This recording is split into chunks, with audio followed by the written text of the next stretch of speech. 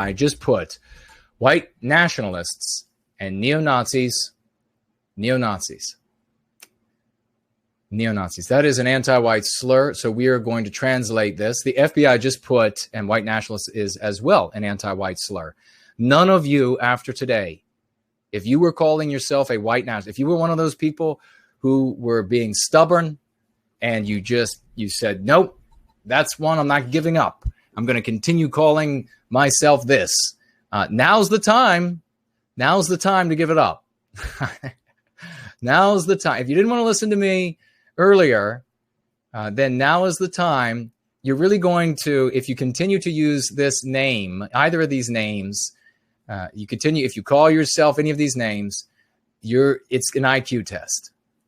You either haven't heard about this Chris Wray from the FBI and what's happened, or you've just failed your IQ test, and we'll know.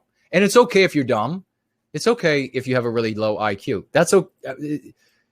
That's not as important as our instincts as a people.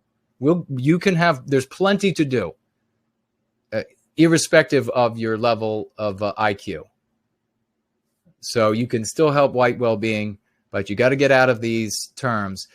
I'll say them, though, so you really know. FBI just put white nationalists and neo-Nazis on the same threat level as ISIS. This is not just a title.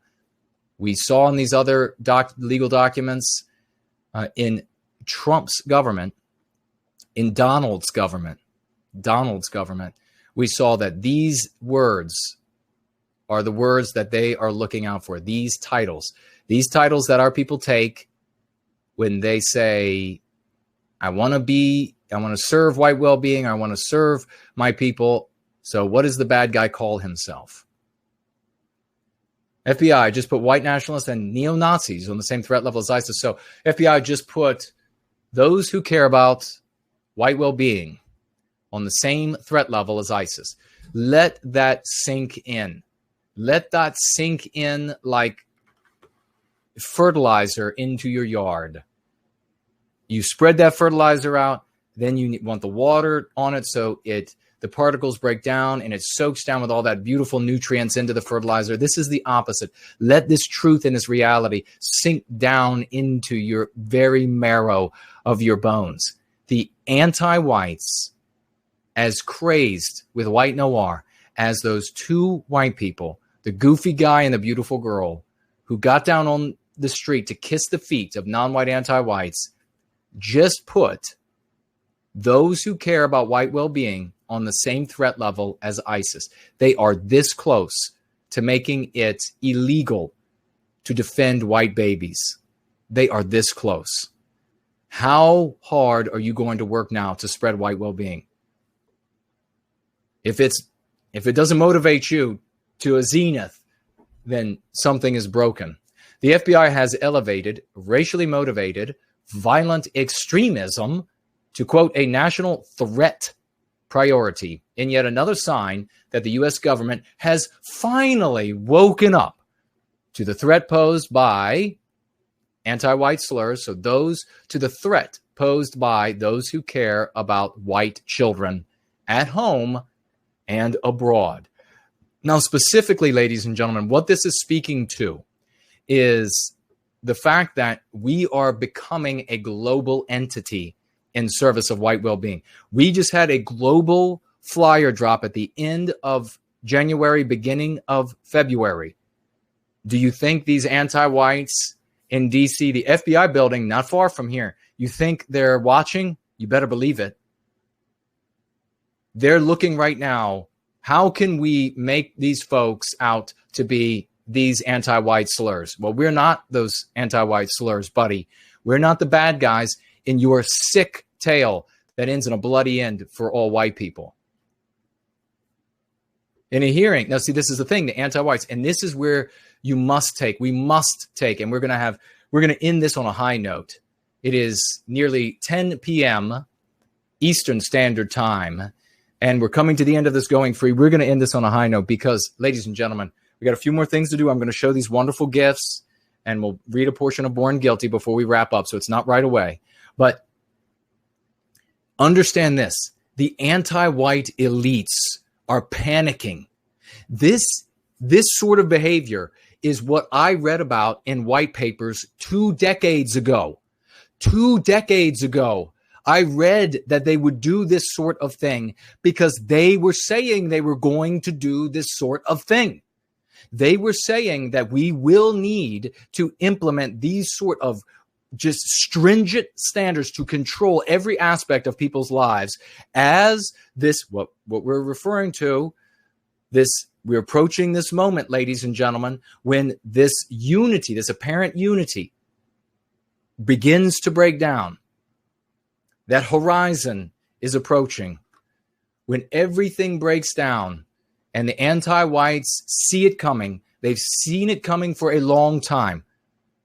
They know when we approach the great limb horizon that these different these non-white groups are going to turn on each other. These different special interest groups are going to start looking at each other as the problem. And that the only group left that will be able to unite will be Western kind. Why? For a great many reasons we don't have time to go into now. But all of this is something that I've been talking about all along.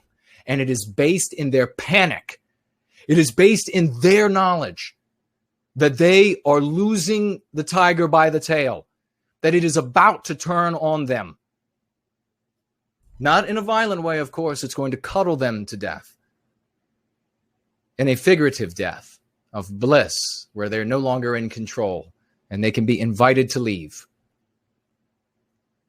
But they know that they are about to lose control. That this society, this great anti-white narrative is beginning to unravel before their very eyes. And so they need to do everything they can to prevent the unity of Western kind on planet Earth. They know that it was inevitable. You could sit out in a spaceship and be from another universe and know that it is inevitable. It's a mathematical certainty that this will happen. It's just a matter of who. You know, they talk about, what is that movie, the Matrix? They talk about the one. It is a mathematical certainty that this would happen.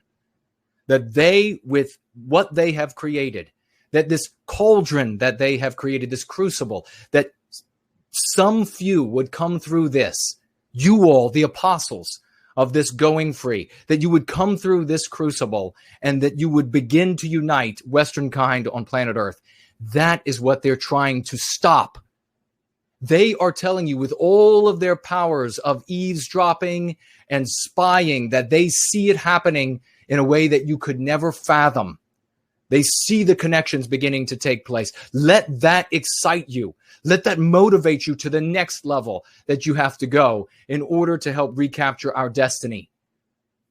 In a hearing before the House Judiciary Committee on Wednesday, FBI Director Christopher, we'll just call him that, outlined several concrete steps, or a guy named Christopher from the FBI outlined several concrete steps the agency had taken to combat violent far right. That means all those, translation, read this way, ladies and gentlemen, all those who care about white well-being, to combat all those who care about white well-being. Explaining that the, quote, national threat priority, close quote, designation puts those groups or individuals on the same footing as ISIS, close quote, in terms of the resources the FBI will devote to it. Now, remember, the FBI doesn't have limitless resources. And if somebody can fill me in and let me know if I'm wrong, the FBI has received some sort of big, greater allotment of funds to combat, from Donald to combat those who care about white well-being. Let me know. I haven't read about that or heard it. Doesn't mean that it didn't happen. I am as au courant as one can be when one is busy living one's life, as well as trying to do all of this. But what it means is that, most likely, is that the FBI is reallocating the resources that it has. It has so many law officers, so many agents, so many labs, so many this, so many hours to pay, etc. And it's going to take them from something, maybe child trafficking, maybe child molestation, maybe actual ISIS, to focus on those who care about white children. Let that sink in two ways. A, that we're running out of time, and B, that they are terrified by the potential that we have and the opportunities that are in our immediate future.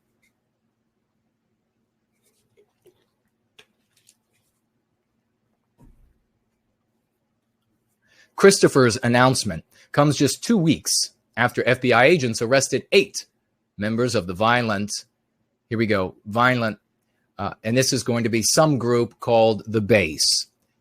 And the thing about the Base is that it was, and of course, ask YouTube, I don't know if this is true or not, but there were agents, perhaps I'm lying, who knows, agents and people undercover from news agencies in this group.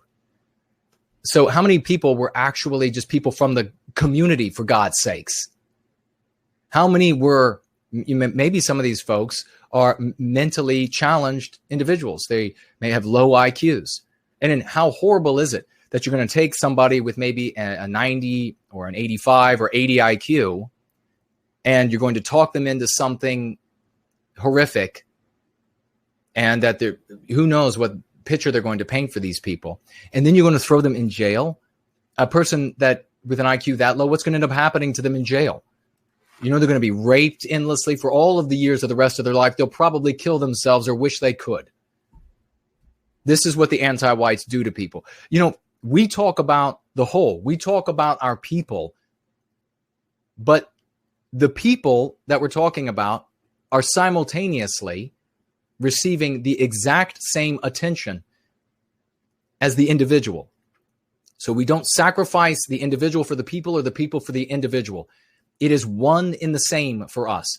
We don't want to see one person suffer, but we're not going to sacrifice our entirety for one person's suffering, nor are we going to sacrifice the entirety for one person. So we're focused on the concerns of everyone, because the totality is the individual is the totality. So it says here that these 3 were, three of whom were allegedly discussing. Do you all remember, and again, this may or may not be true, you'll have to look it up for yourselves, the FBI crimes lab being discovered to have faked evidence, and it's probably false. It's probably, I'll just say this, it's false, but go ahead and look it up for yourselves. Just look that up for yourselves. And, you know, with the Comey and all of these other leaders in the FBI, all of this corrupt behavior. I mean, it's just a sterling organization. Now, there are sterling individuals in it, no doubt. But, you know, if they are, they better be a lot better than their leadership. Let's see here. What do we have? Okay. They supposedly were going to go to Richmond, and this is the whole start the race war at the 90.9% white rally. And it says here, in recent months, the FBI also foiled, and then it goes on with these other, bombings of this or shootings of that. And I hope that if there are sick, deranged people, individuals out there that want to go harm innocent people, that they do get arrested. They're not able to harm people. But what is most likely happening is you have some person who's challenged or who is just angry and not actually going to do anything. Some guy with a bunch of machismo and never has been in a fight and just fat, and he's not going to actually do anything. And then you have the FBI show up and undercover, or some other law enforcement agency, or somebody working for some international group undercover, and then they're encouraging, we could do this. And then all they have to do is talk about it, and then Homeland Security and all these different groups can arrest them and they go to jail forever. So they say foiled 2 bombings of this or shootings of that. Really? You mean you had a fat guy talking about, well, he better go do thus and such, or he's sick and tired of thus and such. And now there was no actual threat whatsoever, but except for the bombs that the FBI was providing, or except for all of that, and the car to drive the guy there, except for the FBI was providing. May or may not be true. You can look into it for yourself. Ask Snopes. They know everything at Snopes. The FBI chief also said that he'd created a domestic terrorism and quote, hate, I'm going to say in quotes, hate crimes, fusion cell. Hate, think about that. You know those losers are listening right now. Hello. To bring together the expertise of domestic terror folks and, quote, hate crimes folks. Isn't that nice? So they're bringing together the folks. So who are these groups? The folks that they're bringing in? Are they from the ADL? Are they from the SPLC? Who are these people that they're bringing in to talk to the terrorism law enforcement agents that are now going to be focused on white people who care about white children and our future? Who are these people who are going to come in and tell the law officers who they have to act on? And if they don't act on them, then they should be fired for heresy. I wonder. They're working together to not just focus on threats that have already happened, but to look ahead and around the corner to anticipate where else we need to be. Think of, those are some ominous goddamn words. I apologize for my language. For those who don't want to hear that, I apologize.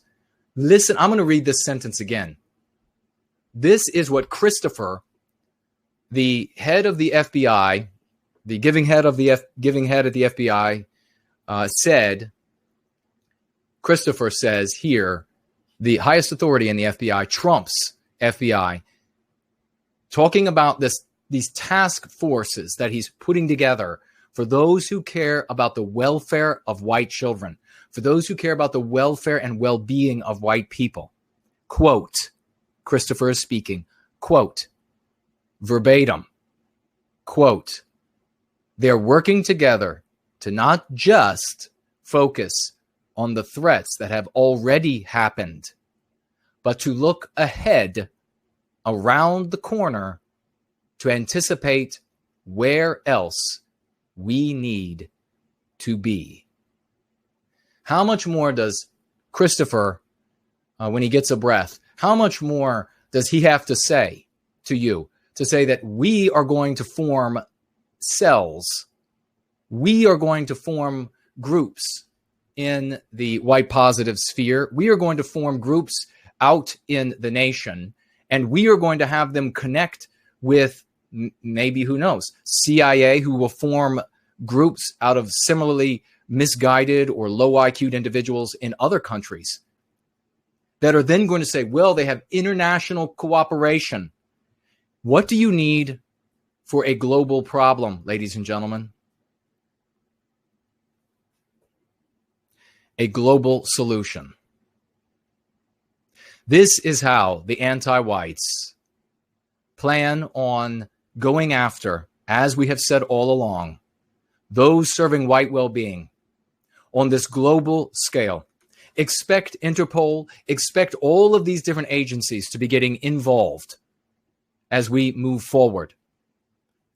If you are calling yourself white nationalist, if you believe in whatever that ideology is, it means something in the anti-white narrative. That means it's going to mean something for the ADL, SPLC, and all of these other anti-white organizations. Maybe they're anti-white, maybe they're not.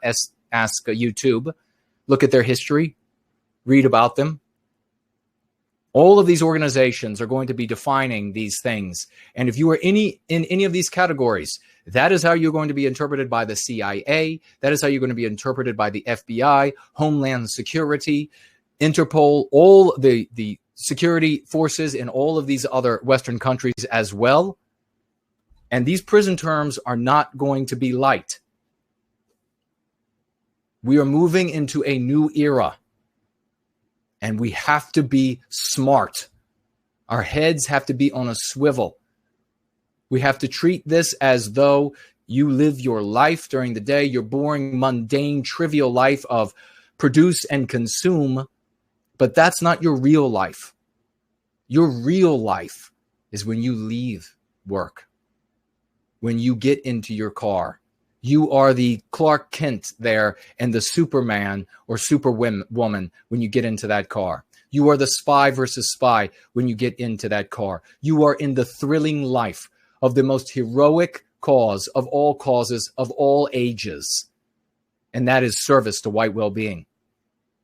You have the strongest and most well-funded agencies right now trying to position you on a chessboard so that they can take action against you, that this big group of hundreds of millions of normal white vagues out there with normal white sensibilities will deem acceptable. You cannot allow that to happen. We have to stay on a footing to serve white well-being in such a way that if they take action against us, they run the risk of all of these hundreds of millions waking up to what they're doing. That is where our power lies.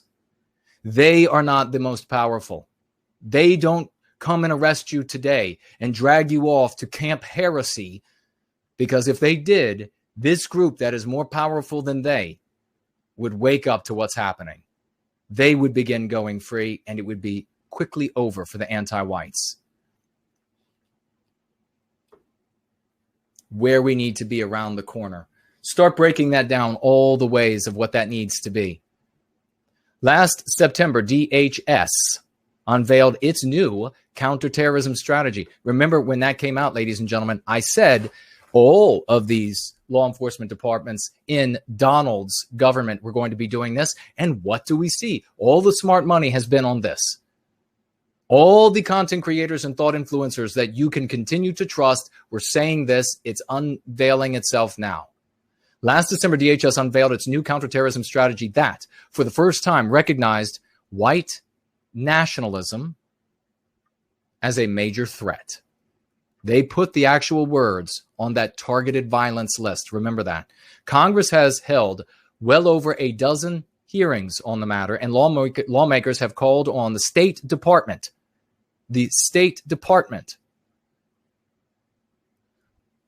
to designate international, I'm going to translate this, white advocate networks as foreign terror organizations, and on DHS to produce threat assessments of those networks. They are going to look at the PWR I do with Mark Collett and to try to define it this way.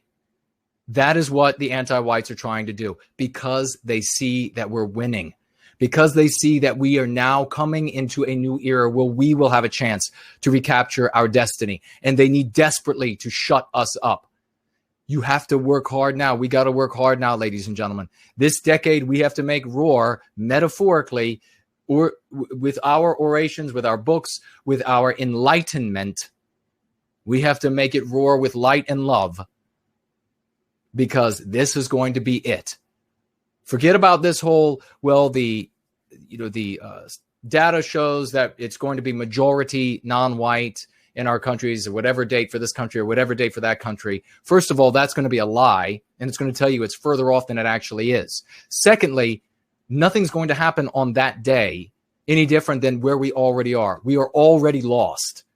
We already lost our countries. May or may not be true, but I think you can look at the evidence and see that as everything works out to our detriment, we're not in control of squat, which in American or Southern parlance means we control nothing. Everything works out for our ill-being in the countries that we use to control, the countries that exist in our breasts, in our biosphere.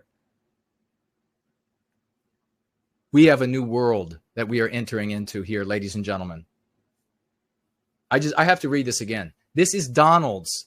And remember this when you talk with these CivNats and the like who have said, well, we now have Donald. Everything's going to be okay. Everything you care about, CivNat, is going to be taken away, because everything you care about is dependent on Western kind. Every last thing. Last September, DHS unveiled its new counterterrorism strategy that, for the first time, recognized white nationalism, again with the quotes, that recognized those who care about white well-being, the translation, as a major threat. Congress has held well over a dozen hearings on the matter, and lawmakers have called on the State Department to designate international far-right networks as foreign terror organizations, and on DHS to produce threat assessments for those networks.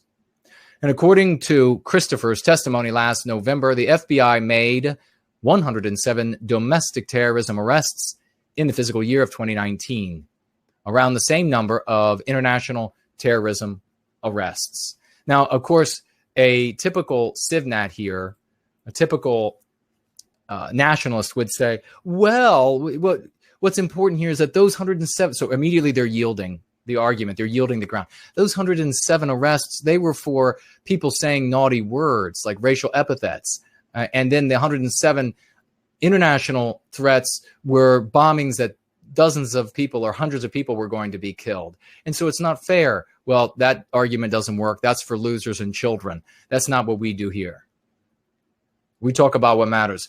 Making those who care about white well-being a national threat priority means the FBI can allocate more resources to the problem in terms of personnel, agents, and analysts, says Mark Concordia, FBI and New York State counterterrorism instructor and associate professor of criminal justice at Roberts Wesleyan College.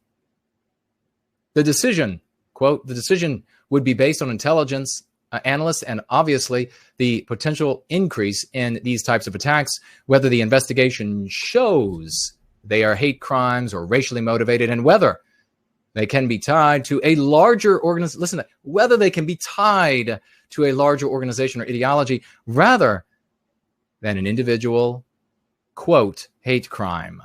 In other words, a crime against a non-white person by a white person that they can somehow in some way shoehorn into the definition of disliking the non-white person.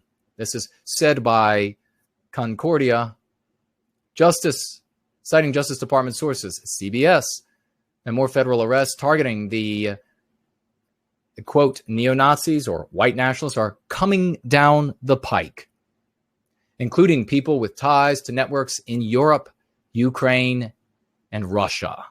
More arrests.